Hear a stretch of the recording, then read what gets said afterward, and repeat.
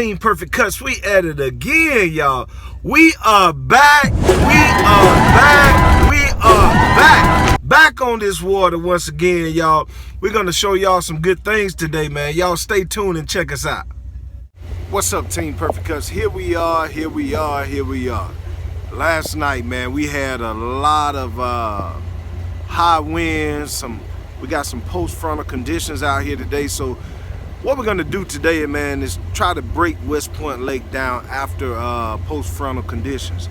And see, one of my key things that I like to do, man, a lot of people just like to come fishing when the weather is great and fish are biting. But as you know, that if you're a tournament angler, some of the things that you really have to figure out is that during times like this, you gotta be able to figure out how to fish are biting when times aren't great. So what I chose to do on this vlog today is to break down West Point Lake, show you what baits to use, what places to search for fish in post-frontal conditions. A little cold front came in. We got debris all over the lake today, man. But the water clarity, for some reason, man, stayed about 3 to 4 foot for visibility. So when we get on the lake, man, I'm gonna break some more things down, show you some do's and don'ts during these times, man. Hey, stay at it, man, and stay tuned.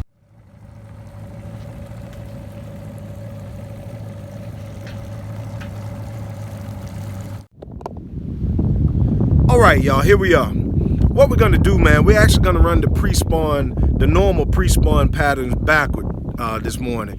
Because of the post-frontal condition, we're gonna start out on the main points and the secondary points and work our way back into the coves. Normally in times like this, the fish will be back in the cove getting ready to spawn.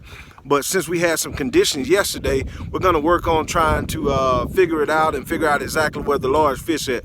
Now, when I get out on this main point, if I get some bites and they're smaller bites, we're gonna do some more switching around, some more things to kind of put things in perspective to bring in those big ones. Now, I want y'all to really pay attention to the baits that we throw today. First of all, this morning, I'm gonna start out on this main point with a spinner bait. The reason I chose a spinner bait is because we got wind, we got some about 5 foot visibility out here this morning, and it's just a main point channel. And usually around this structure, we got trees and things of that sort on this structure. If you start off with a spinner bait, it'll locate fish. It will locate fish. Now, once you locate the fish, what I usually do is I kind of slow it down. Once I locate fish in the springtime, I'm a fan of the shaker head. I'll kind of slow it down, get me a good worm in there and try to slow it down and search for those big ones, or I might throw a jig in there. But first of all, let us just get past this point right now. Stay tuned and check out these bait that we'll be using.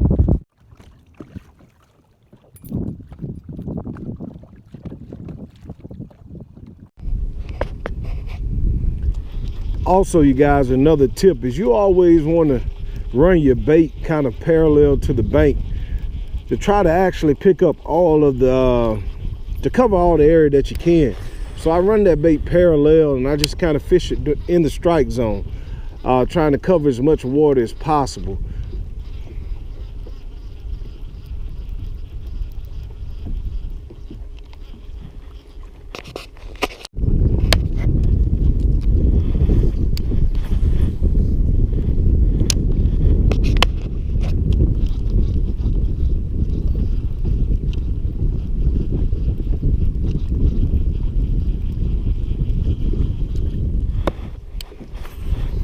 What I like to do, you guys, when I run my spinner bait, I like to run it at a pretty decent pace, and every now and then I'll kind of pop my bait. And the reason I pop my bait, I give it a little bit of different or a little erratic action to kind of make the fish spot it.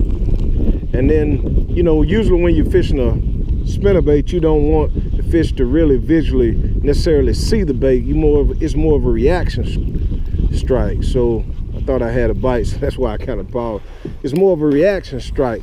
So you guys really want to pay attention to how you run your spinner bait in the type structure that you run it across. I like to pop that rod every now and then. I just pop it. Get it right up to the bank there. Just slow roll it back. And every once in a while I'll pop it. Then I'll kill it, pop it again, and roll it again. And with this bait, on my spinner baits, I run a Kitech shad on the back of it, just to kind of give it a little bit more flash and give it a little bit more drawing power with that tail kind of running behind it. And as you guys notice, we started out on that main lake point there. We didn't produce a bite or anything, so we're just working our way on back towards the cove to our secondary points, just working everything real slow, trying to figure this thing out.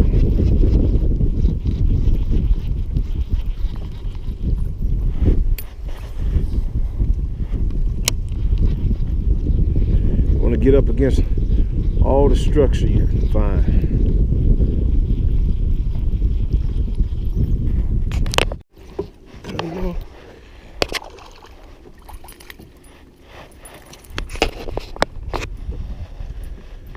Caught that fish around the stump there.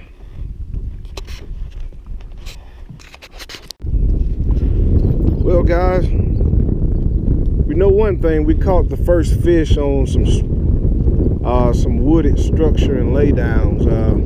Wasn't anything big to brag about, but it was a fish to kind of build a pattern from. So sorry about this wind, you guys, but it gives me a little information to build my pattern from. First fish were caught on wood structure, so we're going to continue this pattern and try to put the puzzle together to kind of figure this thing out and see exactly what's going on. All right, y'all, the next pattern that we're going to try as we're working this bank here is we're coming up on a dock.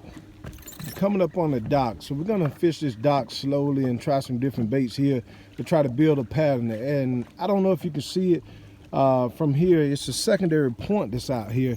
We're going to work that also, but by going down this bank here, we should be able to figure out a good pattern to build from. So we're going to work this dock very slowly, man. Check all the corners and everything of this dock to see if we can produce a bite. From what I know, it's a brush pile right at the end of this dock here. So what I'm gonna do is slow down a little bit, probably grab a shaky head or a jig and just try to work this dock here.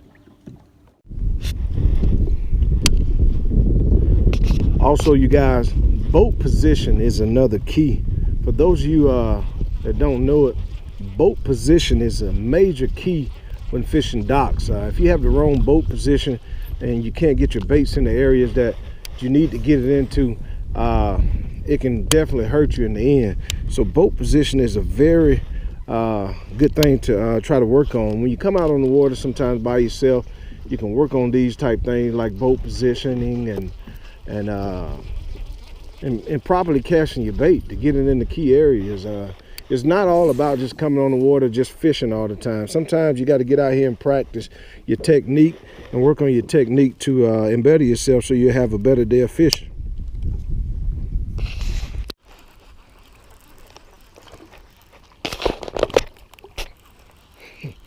Another little baby bass. Another little baby bass. Been playing with me for the longest, man. That's crazy. They think they some big boys. They hit like some big boys, but they some babies.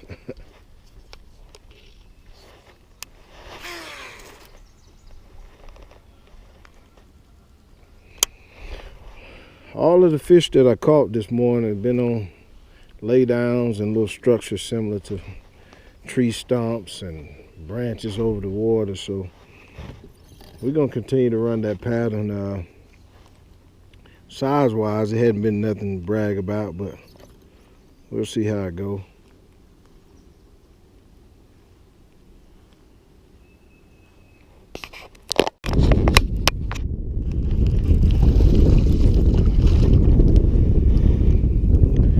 Another little buck bass. Another little buck bass.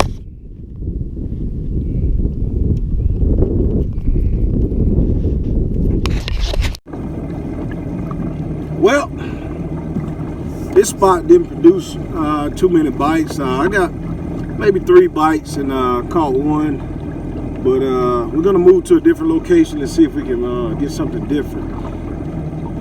What I'm thinking is that we're gonna try to work a little bit further back into the pockets and see if we can get a bite.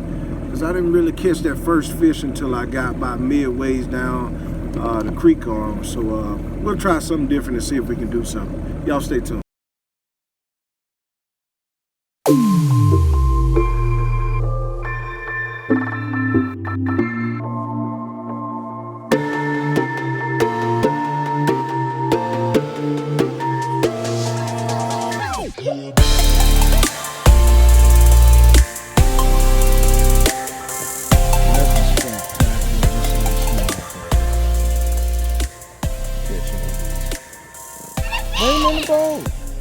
Bring him in the boat. Bring him in the boat, lad. Bring him in the boat. Get it. I scared him. Leia. No. I'm gonna jump out of the boat and put them beside me. Keep reeling. Reel it in, dude. Put it in the boat. Put it in the boat. Why? Get it in the boat. Yeah. I have a Dooley. Look at him. Tell him what you can say. I caught it on the old netty. I got it over there, then I felt something. Well, YouTube, it was a beautiful day on the water. The bite wasn't on that good, but we had a great time on the water, man. Y'all stay tuned, and if you like these videos, please hit thumbs up and subscribe, man. Share these videos with all your family and your friends. Peace out. Bye.